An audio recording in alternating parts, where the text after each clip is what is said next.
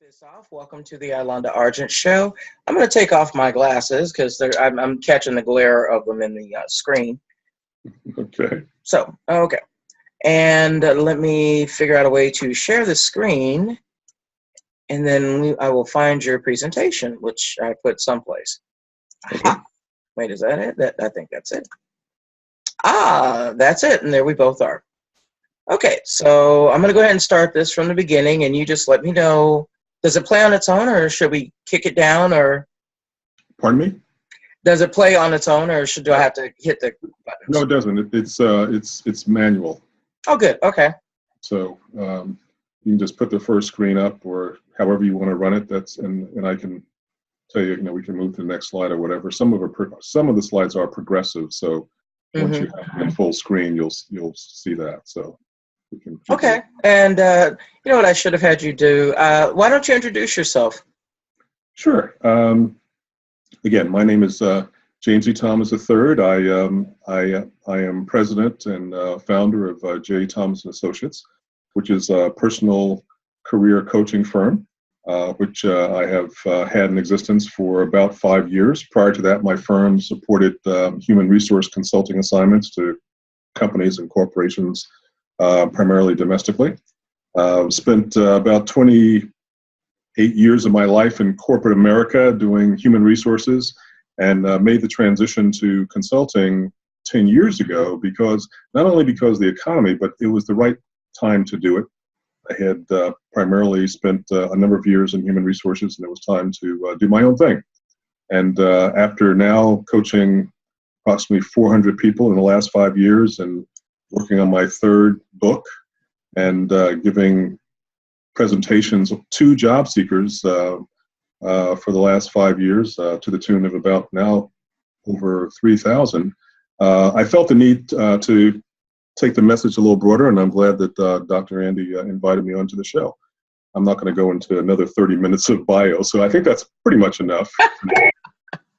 Okay, well, let me get back to the screen share here. Okay. And so there we go. Okay, and we'll go ahead and start this. Let me just, I'll tell you what, I'll give you control of the mouse, and let me start the thing here. Okay. And I'll give you control of the mouse, and then you could just walk us through your new program that we're talking about. Cool. Well, this is what you're saying is the secret sauce to job search success and more. I put this presentation together about 3 years ago at the request of the Virginia Employment Commission. They have a number of individuals who, as you can imagine, are looking for their next job. But in many respects, they were having some challenges, as I think many job seekers are throughout America, if not throughout the world. And I think primarily because the rules are a moving target. They do change. Companies tend to raise or lower the bar in regard to who they're looking for, or what kind of skills they're looking for. But what I realized was my clients were consistently challenged by not knowing what were the core rules that they needed to understand. And so through a lot of research, a lot of discussion with a number of really smart people, I realized that there were some very specific core needs and characteristics that people need to understand. And so for some time now, I've been putting on this presentation, and I'm glad to take it forward. So we can go to the first slide, and if this is working right, that's not working right. It's not working right. So Okay. maybe you should flip the next slide, and I can go from there. All right, let's see if it'll let me do it. There you go. Is that it? There you go. So I put this slide in my presentation. Actually, I do a number of different presentations, and this is a slide I've been using for a while now, and for a couple of reasons. One of the things I realized is that you have to have a baseline when you're talking with a number of people with varying backgrounds. And what better place to start than when we were all born? And what I realized after looking at virtually hundreds of baby pictures, that there are certain characteristics that we all have. We had them at birth. We still have them. How much we use them, though, varies based on how our lives have gone forward. So when I think about critical thinkers, and I saw this baby with eyes that just blew me away, and the inquiring mind, and a child with virtually no worries, an active listener, usually happy. I mean, these are characteristics we all have, and quite frankly, would love to be very proficient in. Are we? Probably not, because there are a lot of things that affect our lives, and unfortunately, those things that affect our lives have an impact on our success. Now, whether you're looking for a job, wanting to pay off the mortgage, pay the bills, find that significant other, stay healthy, whatever it is, and however you describe success, which I'm not going to do for you, we all do that for ourselves. There are barriers to us achieving success.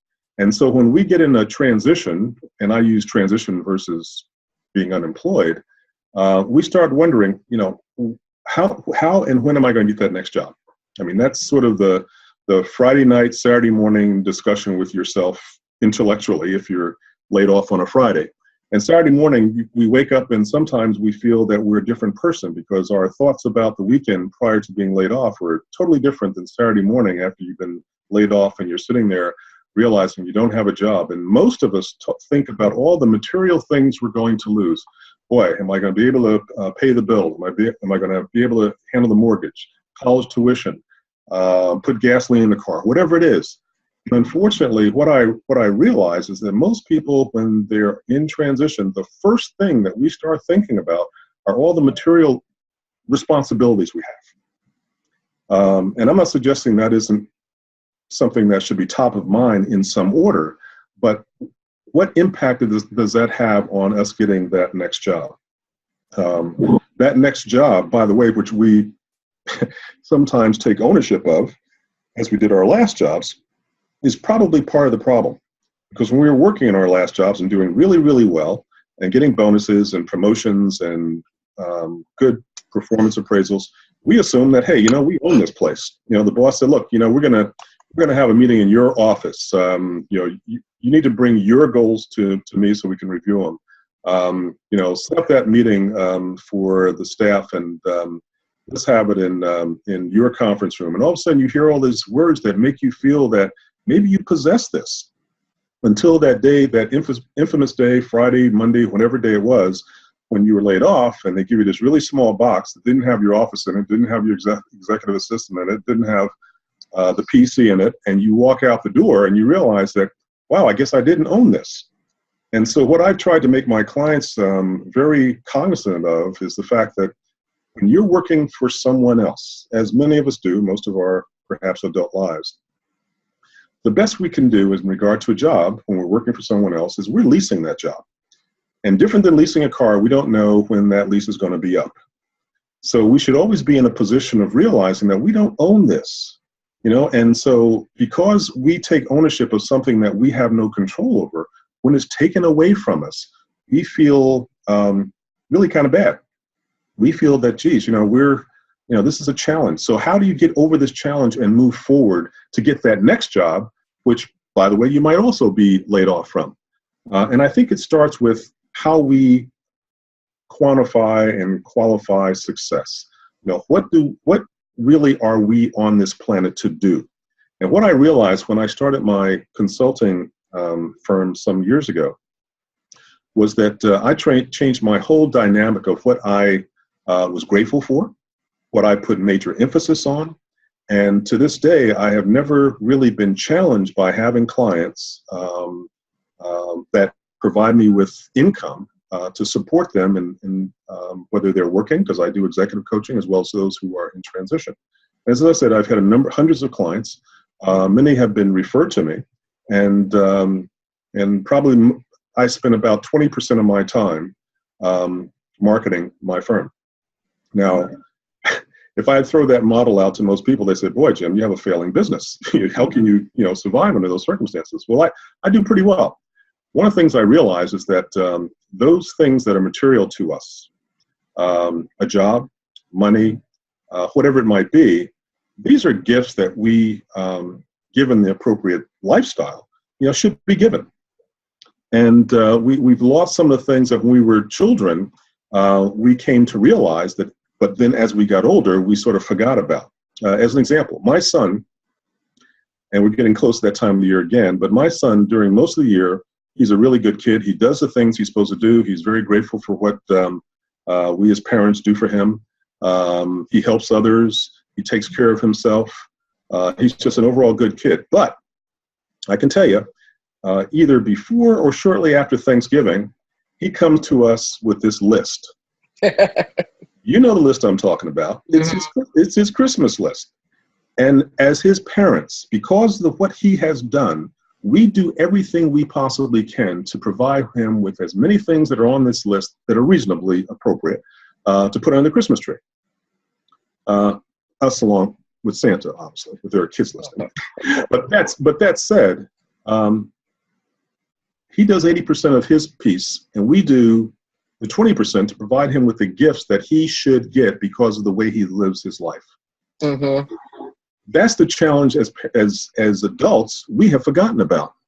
We live our lives, quite frankly, and I can tell you, when I was growing up, my parents wanted me to have certainly a good education. They wanted me to go to college. They wanted me to focus on the fact that, Jim, you got to do all these things so you can get a good job. The whole focus is on having a job versus perhaps some of the other things that were even more important that I should have focused on. But be that as it may, most parents are like that with their children, so I'm not debating that or in a place of wanting to debate it. But what it does is it gives us a false assumption of how we get stuff. I work very hard in supporting my wife, my son, keeping up with my family, and making sure that I'm doing all the things as a father, as a husband, as a neighbor, as a mentor that I can do. And I spend about 80% of my time doing that. And the other part of my time, I focus on wanting to help people in my firm through the clients I have. But every client is a gift.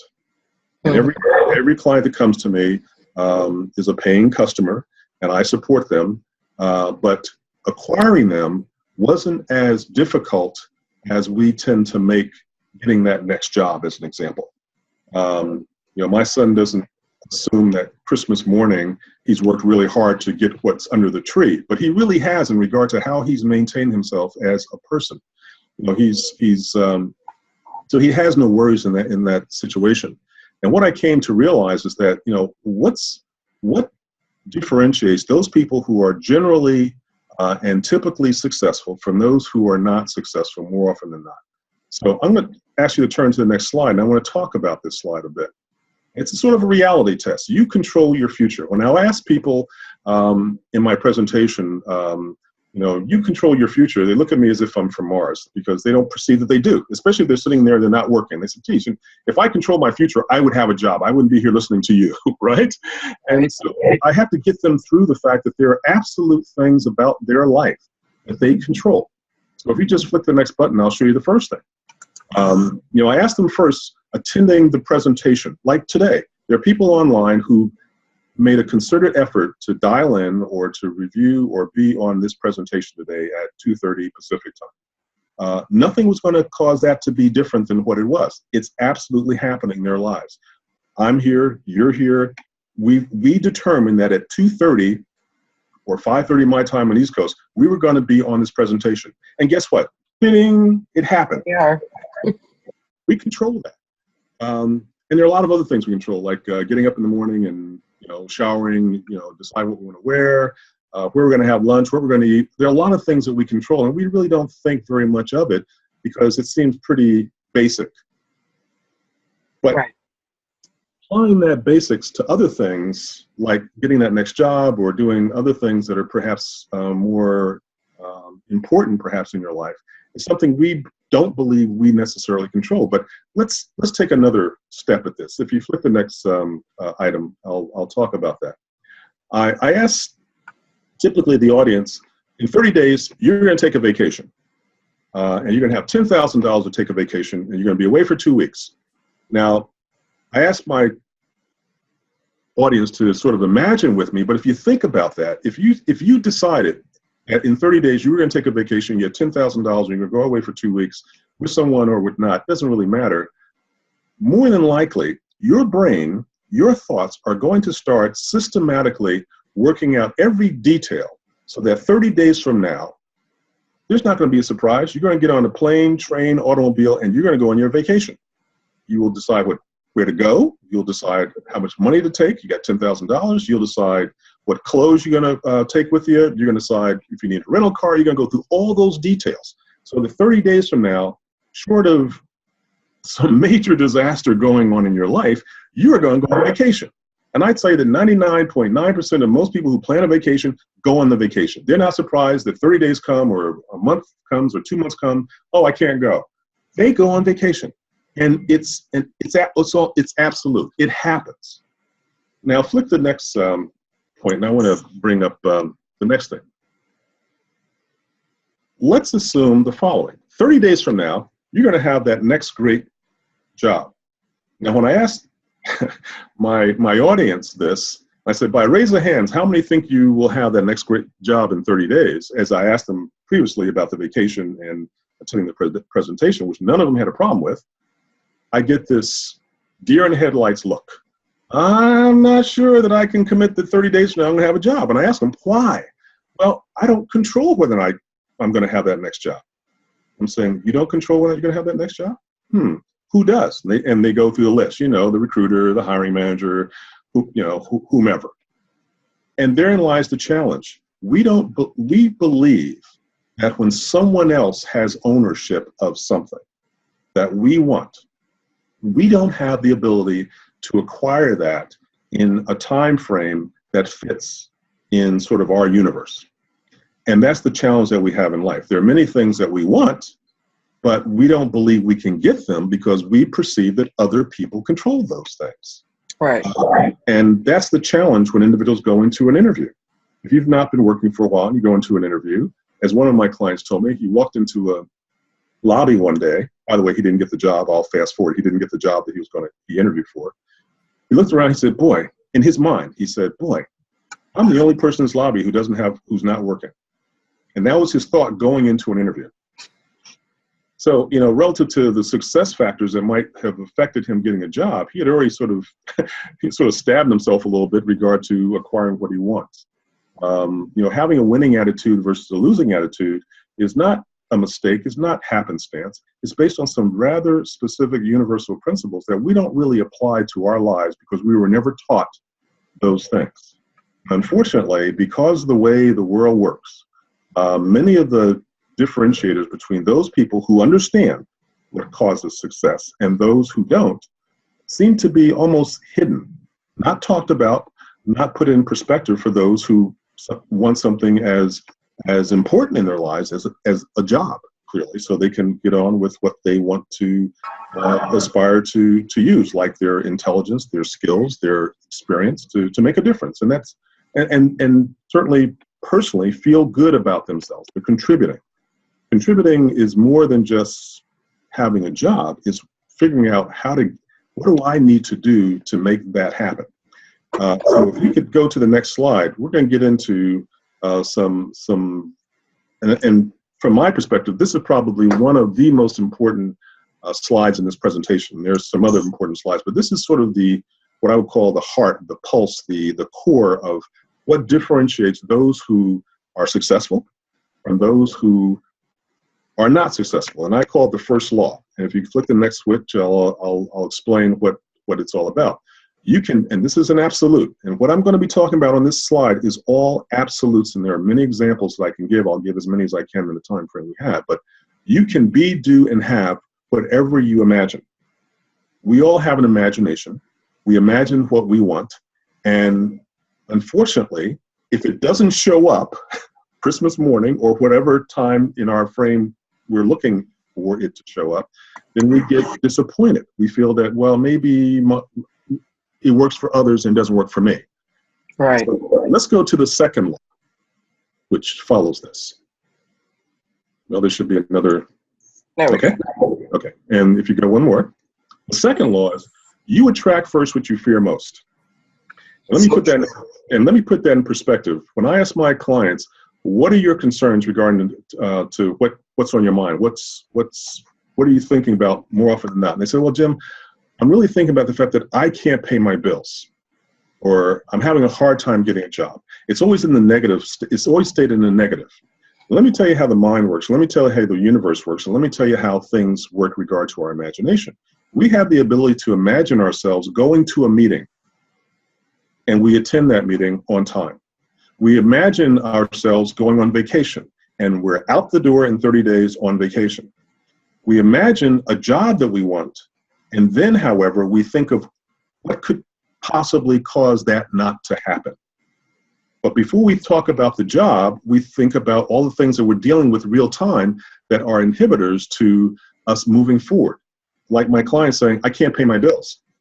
And that's a concern. And I said, well, you need to understand, whatever you spend most of your time imagining and thinking about, that is what you're going to get.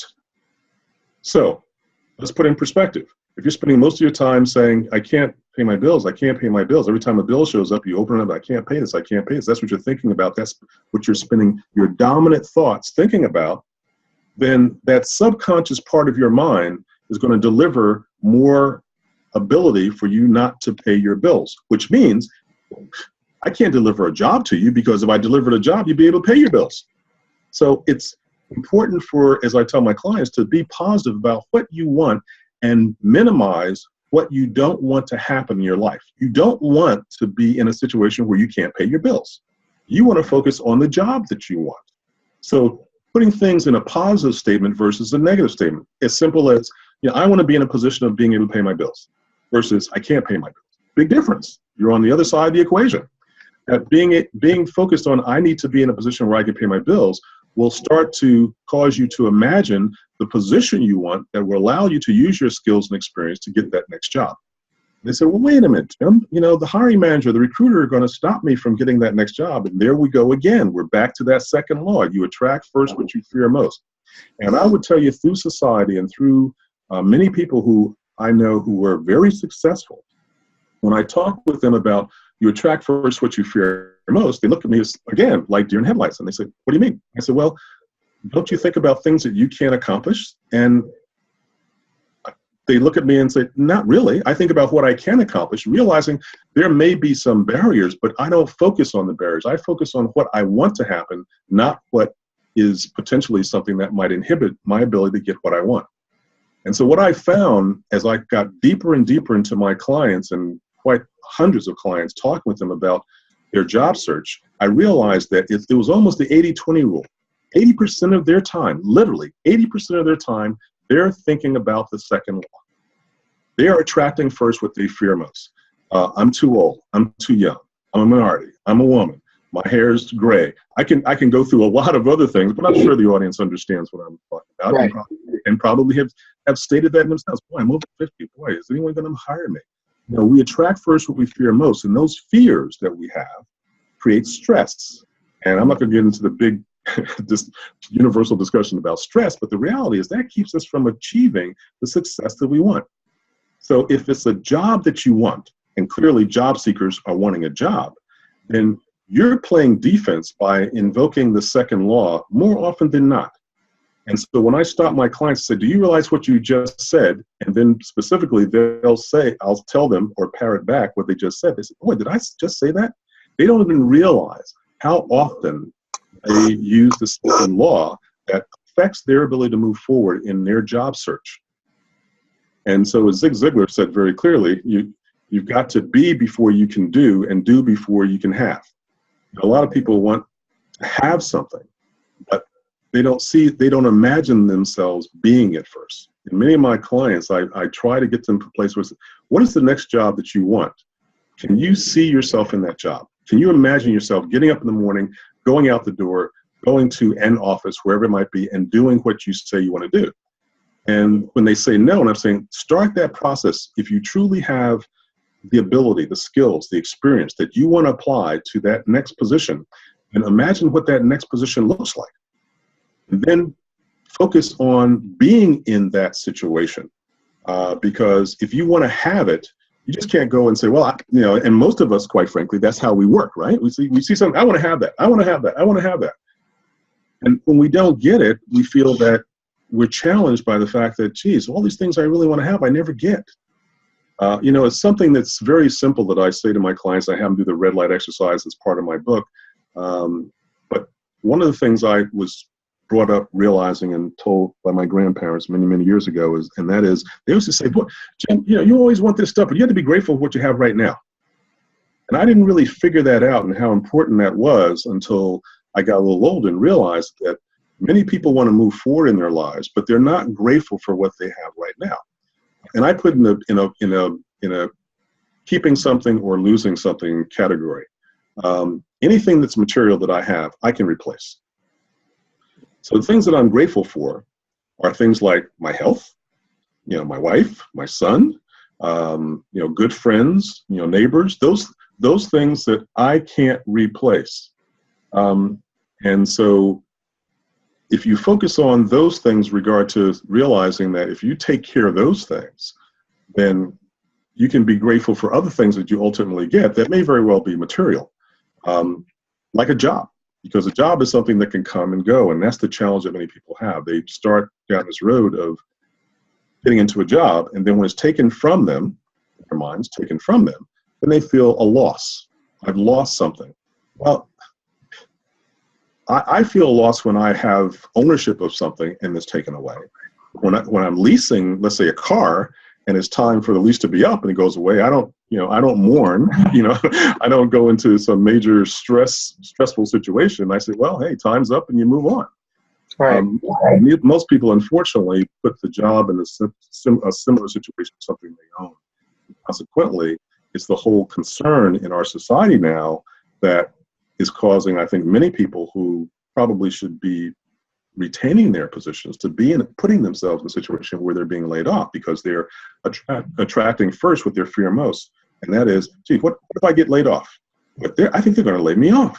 And then when it happens, it's like it's a self-fulfilling prophecy. That's sort of what has happened by virtue of your thoughts about what you really want to happen in your life. Much like coming to a meeting, going on vacation, it's a similar path that we follow.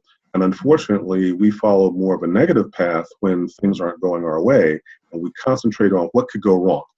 And that's why I try to submerge and minimize my clients focusing on the second law. And in many cases, once that switch is turned, they start realizing that they have a clearer view of the path they want to take. It's much like they reset their GPS, and now I'm focused and I know where I want to go, and I'm not thinking about all the barriers of to getting there.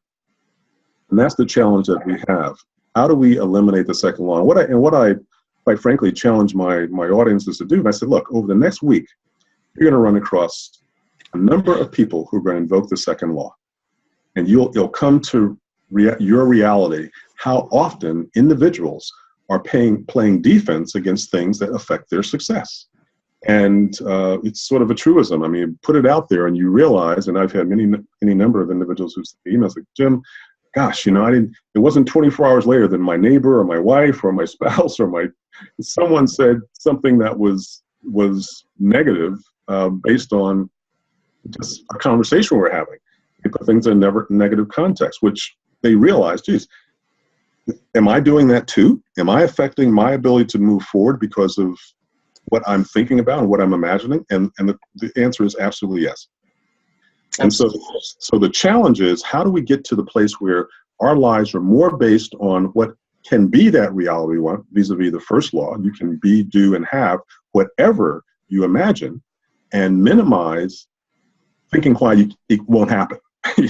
Think about all the things that will stand in its way of happening, and everything that we have, from cell phones to tables to chairs to houses to buildings to jobs to technology, all came from someone imagining these things happening, and they became reality because they minimized the second law.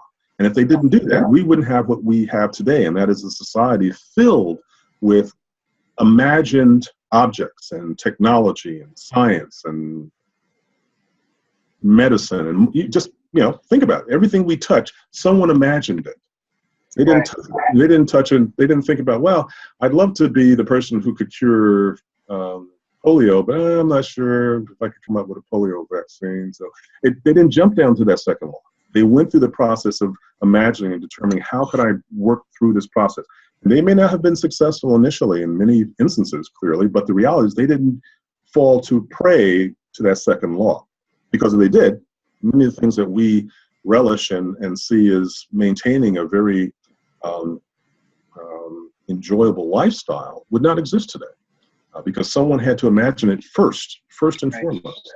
So let's move to the next slide, because I want to get through something that is a challenge. And this is part of the secret sauce that I apply to a lot of my clients, all of my clients, matter of fact. And it really moves them in a direction where they start saying, they have that aha moment. Yeah, geez, I really have been applying that second law to many of the things that have been inhibiting my ability to move forward. Not only from a job perspective, and perhaps other facets of their life too. But I want to talk about a resume, because one of the things I'm really, really, really challenged by are the terrible resumes that I see. And I say terrible because in the course of the year, I see virtually thousands of resumes. And most resumes, because of maybe where I live or the backgrounds of many of the people I work with, are chronological type resumes where it's, personal information, professional summary, professional experience, education, the things that I list in this format. And by the way, if someone's job history goes back beyond 10 years, you might have a subcategory called prior professional experience, where you just list the company and the position they had, so you don't go into a lot of detail to minimize going beyond the 2 pages, okay? Because my resume is about 7 pages if I put it all out there, and that's not important. But bottom line, I have been so challenged by the mistakes that people make on resumes, and I'm beyond typos and maybe formatting. The thing that really gets me, which I've quite frankly vetted through recruiters and hiring managers, is this next piece. And if you could click on the next button, I want to talk about professional experience. And most resumes that I read, when I read the bullets regard to the information about the positions that individuals have, they read more often than not like job responsibilities. This is what I did when I was marketing manager, yada, yada, yada. And that's wonderful, okay? But I could Google marketing manager and find out what your job responsibilities are. That's not distinguishing you from anyone else. Right. So if you click on the next piece, it's really not job responsibilities that should be following those bullets. What should follow those bullets are your job accomplishments and results. What did you do when you were in that job? Did you increase sales? Did you reduce costs? Did you do the things that speak to what is in your, quite frankly, your goals that you had for the year in the positions you had, or on your performance appraisals? The job accomplishments that you did, the results that you had, distinguish you from anyone else who might even be holding that same title. And that's what hiring managers, that's what recruiters are looking for. They want to determine what is distinctive about you. And the only way you can distinguish yourself is say, these are the things I did when I held this position. Not, this is what my responsibilities are, because that's the same responsibilities anyone would have holding that title. Right. Now, by the way, Dr. Andy, there are occasions where individuals might want to indicate, okay, this is a brief description of my responsibilities in the job. Now, if you want to use 2 sentences to do that, or 1 sentence to do that, that's fine. But those bullets that speak to your job that you held should be job accomplishments and results. That's what should be following your position, every position that you list, short of those prior experiences that might go back beyond 10 years. That's going to put you in a category where your resume is going to be read. Someone's going to see from your resume that you are different than the second resume that they read. And that's going to cause you to be higher up on the list of candidates that they're going to want to be looking at. And that's what you want. You want your resume to pop, to stand out from someone else's resume when they read it. But when the recruiter, and my wife, by the way, is a recruiting manager, and she says, Jim, you're right. Geez, most of these positions that we're looking at on resumes, all they talk about is their responsibilities, and it doesn't help us determine whether they should be brought in for an interview or a phone screening. So keep that in mind. Job accomplishments and results are so important that that's what should be on your resume, under the category professional experience. Everything else is pretty much, generic relative to information that's It's pretty simplistic to understand. I still see, unfortunately, though, that individuals, put the years that they graduated from college, get that off of there. It's more than just whether that's someone can determine your age from that. It's just not format savvy anymore. That's not something that's on resumes today. Right. And the next question one of the questions I always get with Tim, I'm having a hard time putting my resume together. I really don't know how to put together a resume. Could you help me? Or is there a firm that writes resumes? And sure, there are tons of resumes firms, as you know, Dr. Andy, that someone can go to and spend hundreds of dollars having someone prepare a resume. And guess what they do? Click on the next button. They do what anyone can do, and that is the next one after this, sorry. They can go to Bing search or Google, and I did a Bing search on, click the next button, on just resume templates. And I came up with, click the next button, 10 million. 10 million hits. Now, I'm sorry, if you want to pay me $750 or $1,000 to do your resume, I guess if I wanted to take your money, I could do that. But most people are intelligent enough, and most people have access to the internet where they can spell resume templates and find probably a formatted resume or template that aligns with how they would like to lay out their resume. And by the way, they're the ones who have all the information about themselves. And putting that information in a resume format is pretty simple once you have a template to work from. And so now I got to tell you, most of my friends who are resume writers don't like me saying this, but the reality is that it doesn't take a rocket scientist to put together a resume. It really doesn't. No, but it takes a really good resume writer to make somebody who is too lazy to know that shine and get them in front of a hiring manager. No doubt. And I have people who are paid well to do that. Mm-hmm. But I would also share with you that it's sort of the 80-20 rule. I would say that 80% of the people probably could put together their resume in a pretty decent format. And if they could do that, and they want someone to review their resume that might give them a level of assurance that, your resume is in pretty good shape, whether that be a resume writer or a recruiter or someone else, they could probably minimize the cost of having a resume done. I guess that's the bottom line. Right. I get really concerned when people, and I know lots of people who've paid well over $500 to have a professional resume done. And when I look at the resumes and the information there, and I say, okay, where's all this information coming from? And they say, well, I gave this information to them, and they sort of scripted it in a way that made it sound good and whatever. But the value add sometimes is not necessarily that much. And that's all I'm saying. I'm not saying that you shouldn't have your resume vetted and reviewed by someone, but I think the first stroke with the paintbrush should be yours. You should put it together initially and see what it looks like, and then have it seen by someone who might be that expert, who might be able to fine tune it. It's like you're playing the violin, but you may need a tuner to tune it slightly. But ultimately, it's your resume. You should be comfortable with what's there. And sometimes people aren't. They really have, they're not really sure all the information that's in their resume because they didn't write it. So that's just something to think about as you're having a resume done. If we could go to the next slide, I want to move along because I really want to get to the last two slides pretty quickly. LinkedIn. I am surprised, Dr. Andy, how many people I still meet today in presentations who, when I say, by raise of hands, how many people are not on LinkedIn? And half the audience goes up. And I'm saying, are you kidding me? And I say that only from the standpoint it is one of the only, and you can click the rest, by the way, because I can go through it. It's the most professional social networking site available. Recruiters are all over LinkedIn. They are looking for people every day. Executive search companies, researchers are on LinkedIn every day trying to identify individuals for positions. It's still a place that gets a lot of visibility by recruiters, by hiring managers, and it's an outstanding resource for individuals who are job seekers, individuals who are wanting to fine-tune their career in some way. And so I encourage everyone to be on LinkedIn. And by the way, if you're going to be on LinkedIn and you fill out a profile, fill it out 100%. And I say that because there are individuals who say, well, I don't know that I want to put my picture up on LinkedIn. I say, well, if it's the picture with you in a bikini, that's probably not the picture you want to put on LinkedIn. You want to have a professional headshot. You want something that represents you in a professional way.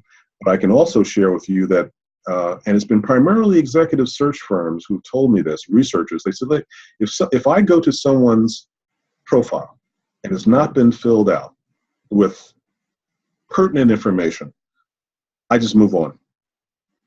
Because they say, look, if they don't have the time or the interest to fill out their own profile completely, then maybe they're too lazy to fill out an application. Maybe it's an indicator that they really are wanting to hold something back that they're concerned about. So they're guarded about moving forward with individuals who don't have a completed profile. And I've seen a number of profiles that are they're blank of a lot of information. And that can have an impact if you're a job seeker wanting that next job, if you're not willing to fill out the information that's being asked of you.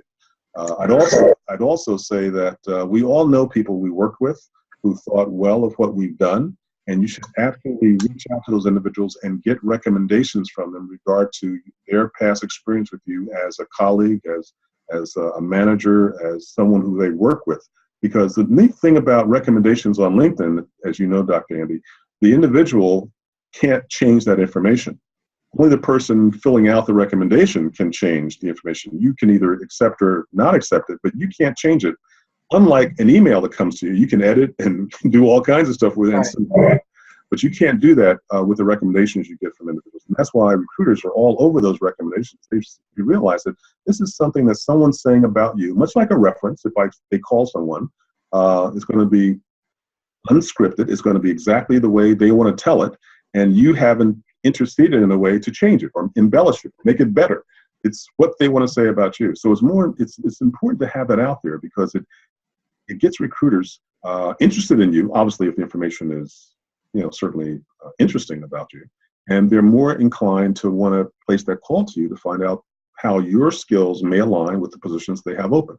So I highly recommend that individuals get on LinkedIn, get familiar with the jobs that are posted, get involved with groups that align with your background to get visibility. And that's one of the bigger issues missing with a lot of folks that are in a job seeker situation. They are not visible. The only way they're visible is through the applications they're filling out on LinkedIn or Dice or Indeed weekly, but they're not personally visible. So networking is so important, and LinkedIn gives you that opportunity to be visible. So that's something that I highly recommend individuals do. The next two slides, before you turn them on, I just want to sort of give some background relative to the next two slides.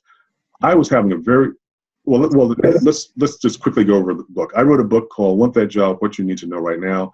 I'm not going to go into a lot of detail on it, only to say that there are 8 competencies and skills that I found very pertinent for job seekers to be cognizant of and very skillful at that I wrote about.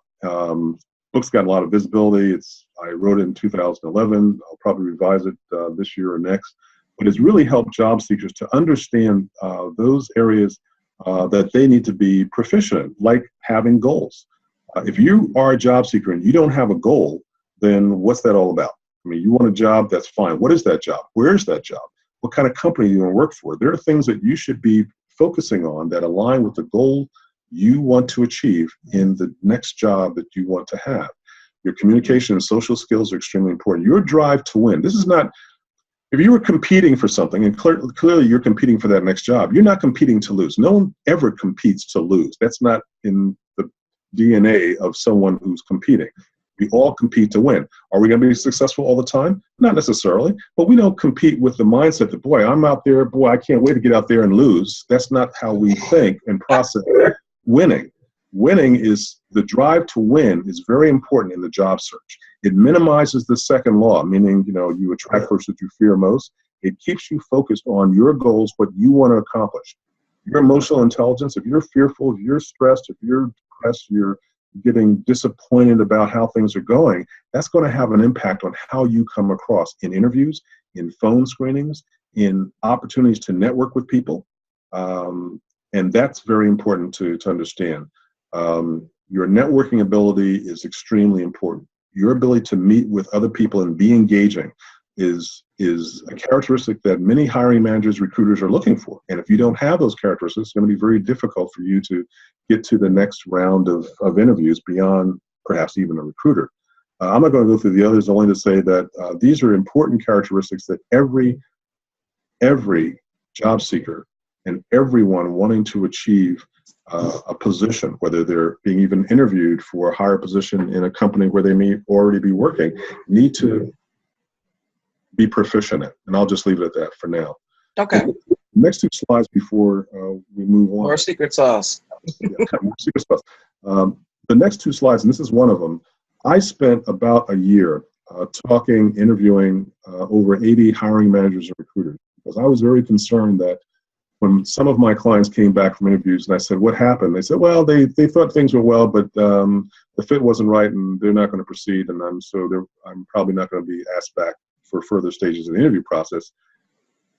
And I said, well, what do you think went wrong? And what they were saying was okay generally, but I realized that, if I was in the room like a coach and I was listening to the hiring manager and the client talk about and go back and forth with questions and answers and questions, I would probably pick out things that my client probably could do better. It might enhance their ability to get that job offer. And I realized that what I was getting back wasn't helping me. All I was getting back was chemistry, fit, the same old stuff I used to use when I was interviewing people, okay? So I went out and I talked with hiring managers and recruiters, individuals who many of them I knew, others I said, look, I'm a career coach and I really need to have some in-depth information.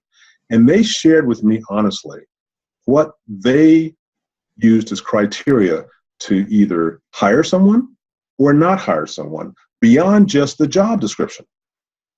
And so I put together these next two slides, the first one you have up, to share with my audience in presentations that I give, to make them aware that, look, this is information that's written down anywhere. It's not in the book yet. I haven't written the book. But it's information that I'm getting from individuals who are credible in their field, that are making a difference, because they are the gatekeepers from you getting from not having a job to having a job.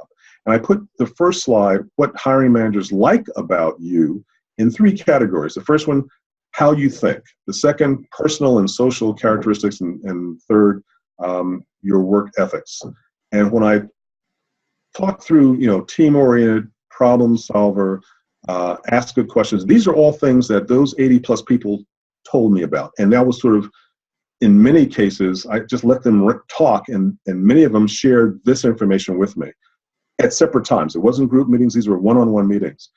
There were other things they shared, but in many instances, this is what, quite frankly, came out of the mouths of most of those 80 plus people consistently. So that's what I hone in on, and that's what's here relative to how you think. Ask good questions.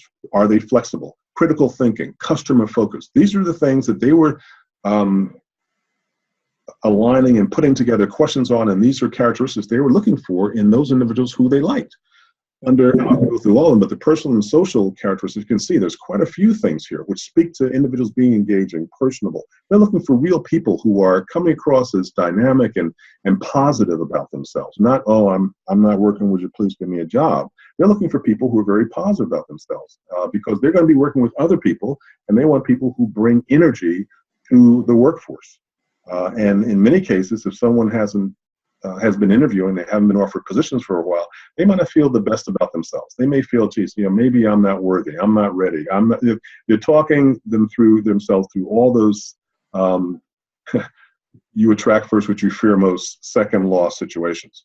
And third, under your work ethic, hiring managers, recruiters are very focused on individuals being quality conscious, they were goal oriented, and they were trustworthy. And that's what hiring managers liked about the individuals who, by the way, with these characteristics coming forward, these are individuals they were more apt to hire than not. Let's turn to the next slide, and we can conclude with the next slide. But these are things that will stop hiring managers from hiring you, and I say you, the job seeker. There's a lot of sort of a shotgun approach to information here, but as I go through some of the things like a poor handshake. When I give presentations that are less than 100 or so people, I try to stand in the front by the door and shake everyone's hand who comes through the door. And sometime during my presentation, I explain why I did that, because one of the things that's been brought to my attention more often than not by hiring managers is that, people come in and they shake my hand, and I can tell from a handshake, whether this is someone who is going to fit in the organization or not fit. And I said, well, what are you really talking about here? She says, well, they won't look at me in the eye when they're shaking my hand, or the handshake is sort of limp. It doesn't feel like they have any energy or, behind them. And I'm not saying a vice grip, but, there's very distinct characteristics of shaking someone's hand that everyone who's feeling good about themselves should do. And the one thing is, you always look at the person's face. You should always have face-to-face contact when you shake someone's hand. And I go through about 3 or 4 people in my audience, and I shake their hands, and I say, look, how many of you in your lifetime have ever missed a handshake? And no one has. Why is that? Because we have peripheral vision. And when we take our eye test, it's usually horizontal. But you have 360-degree peripheral vision. So when you're going to shake someone's hand, you can look right in their eyes, and you can still see their hand if it's not down like at the floor. So if it's in your peripheral vision, which is usually about 3 feet up and down, you're not going to miss a handshake. That's why we don't. But when you come to someone and you're looking down because you're so nervous about missing the hand or feeling that, well, I want to make sure that I give the right impression, you're putting yourself in a very subservient, I'm not worthy position. Your head's down, and you're looking like, I'm not ready, I'm not worthy. And the hiring managers are picking up on this. And that's what they shared with me. So something as simple as a handshake can have in that 1 second or 2 seconds, can have a dynamic impact on you getting a job. And individuals say, whoa, I did that. And so many of them asked, did I do that when I came to the door, when I shook your hand? They didn't want to know whether they passed the test. I said, some of you did, some of you didn't. But the reality is, we never miss a handshake because we do have that peripheral vision. And as you're approaching someone, if you have your hand out, you can probably see the other person's hand if you're looking him right in the face. So I go through that because these are the kinds of things that when you're unemployed and the hiring manager's thinking this person perhaps is unemployable, you're thinking, what's wrong with you?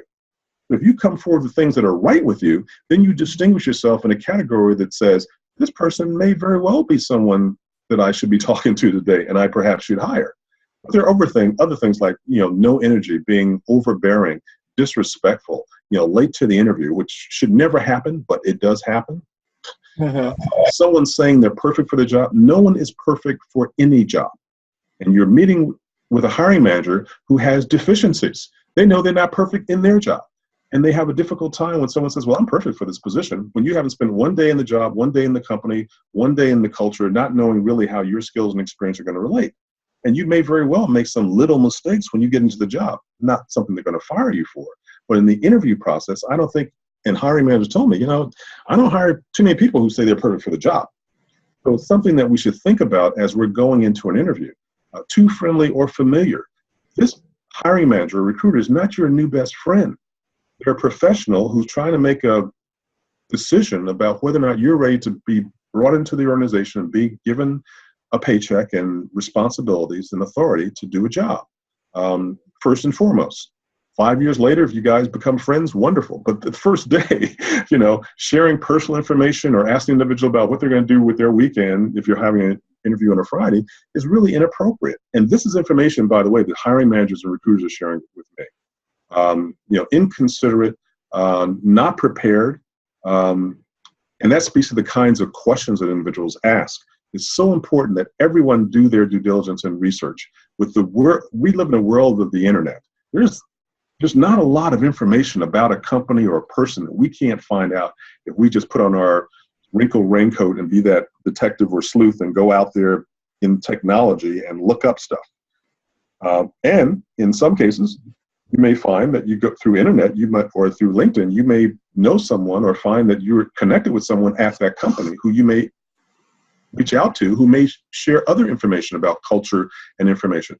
Asking a culture question or what's the vision of the company are really inappropriate questions because that information is readily available on most companies' internet site. So the hiring manager really doesn't want to take time talking about the vision or the culture of the organization because that's something in your due diligence you should know before you even interview. So that distinguishes, again, individuals who ask poor questions from those individuals who ask good questions. Disaster interviews or references, and I'll end with this.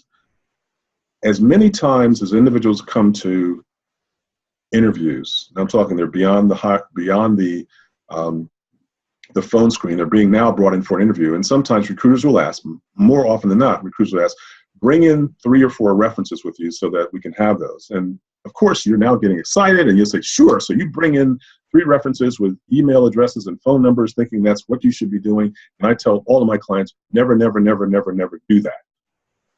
In this age of technology, if you forget to bring in those 3 or 4 references, you certainly can get home after the interview and spend 2 seconds sending an email to the recruiter or to the hiring manager, whomever, with references you want to provide. It's not like you got to mail them in or phone them in. It's easy to do. More importantly, there are things more often than not that you're going to find out during the interview that's going to have a direct bearing on the references you want to provide. So you could very easily give 3 references of people who you think are the right people for representing you with that company, and then after you're in your car going home, say, oh my goodness, John wasn't really the right person, Sally's the right person, but you've already given the list to the recruiter who may already be on the phone or sending emails to those people during the time you're taking an interview with the hiring manager. So that's a problem. And it's been a problem because, quite frankly, recruiters have told me that they've called individuals who were references given by the candidate, and the individuals didn't know the person was interviewing, weren't really sure if they really had the aptitude, the background for the positions they were interviewing for, and they were disasters. And that had a direct bearing on whether an offer was made, no matter what the hiring manager thought about the person in the interview. So it's so important to understand that you're always going to have time to give references. And just because they're being asked for like today doesn't mean you can't give them this afternoon or tomorrow. Because they've whittled you down from maybe hundreds of people down to 3 or 4 people they want to interview. So for not providing references initially, it's not going to cast you out as someone who they're not ultimately going to give consideration for hire. What's most important is you give the right references, and those right references will be better known to you after you have interviewed with the hiring manager. So that's something that, again, recruiters have told me. They say, yeah, we ask for references, but it's sometimes better that individuals don't, given the kinds of references they give. So these are the kinds of things that will stop hiring managers from hiring individuals. Now, what you can see from this slide, and I know we're winding down here, but what you can see from this slide is that most of this information is very subjective. It's not the kind of information that hiring managers, recruiters want you to really know. They're never going to tell you to your face, you have a poor handshake, so we're not going to hire you. Because that's not in the job description, okay? So this information and much of the decisions made about hiring someone are made based on subjective characteristics, subjective things that are seen and heard during an interview. Because assume the following: if you're brought in for an interview, you already have the skills and experience to do the job. They're not going to waste their time with someone who's not qualified to do the job. They're trying to find other things about you, the human, that will distinguish you from some other individuals who will place you in the workforce, and you can be engaging and positive and energized and relate to the people that you're going to be working with.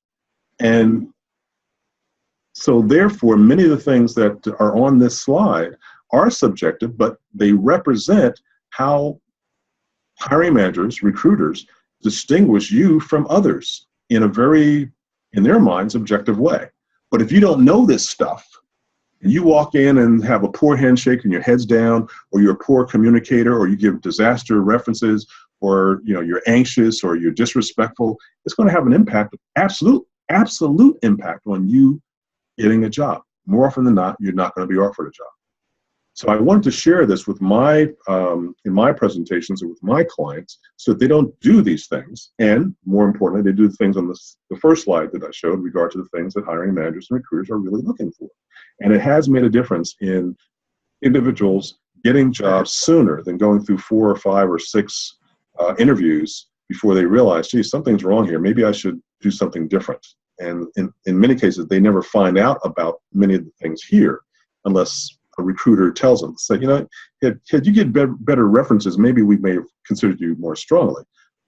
And the challenge with that is that many recruiters are not going to say that because they don't want to take the potential risk of being sued.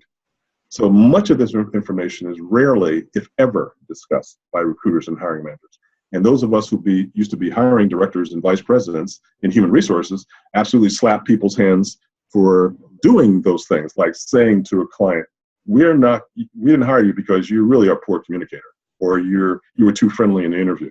Those are things that are could be a challenge for companies to defend if someone came back and said you discriminated against me or whatever the case may be. But this is the kind of information I'm sharing with my clients so they are better prepared to be successful. And that's the whole purpose of how I focus on providing advice and counsel to my clients and during my presentations. I want those individuals to distinguish themselves armed with the information that's going to make them more successful than not, because that's the whole goal, get them back to work sooner than later. So that's sort of the information that I want to share. I appreciate you giving me the opportunity and this time to share this with your audience. And if anyone has questions or they want to reach me directly, my website has a contact page, and I'd be pleased to assist anyone who has some challenges they're going through, because I think there are many that need some support beyond trying to figure out on their own. And I'd be pleased to support however I can. I strongly recommend picking up my book if you have the opportunity. But at this point in time, I'd like to thank Dr. Andy for inviting me on, and this has been hopefully an opportunity to share some worthwhile information. No, I appreciate you coming back on, as always. A wealth of information. We're going to have to get together one of these days and do that in the reverse, and trade stories about all of the bad recruiters that I've run into as a job coach, who do exactly every one of the things that you had on your that second to the last slide. Yeah. They are culpable of doing every one of those bad things, right down to the horrible handshake. Mm-hmm. These are the people who are in a position to tell somebody else that they are bad at doing something, and you're just looking at them going, "Yeah, okay." And the challenge is they want something you want, and I would just close with this, Dr. Andy. Mm-hmm. Every individual looking for a job, the recruiter, hiring manager are not the reasons why they're not getting the position. We control our destiny totally. So we can get beyond whatever issues we have with a 30-year-old hiring manager or recruiter who doesn't have a lot of experience, but they have the title, and they're sort of, in your mind, standing in your way to the position you want.